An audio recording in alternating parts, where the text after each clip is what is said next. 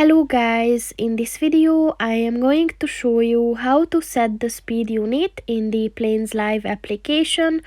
But first I just want to mention, don't forget to subscribe to my channel, because at 10,000 subscribers I am going to show you my whole YouTube revenue statistics and growth strategy, as well as how to make money online. Let's jump into it. First of all, open the application on your phone and then click on the settings button at the top of the page on the left. And then at the custom settings section, click on the units button.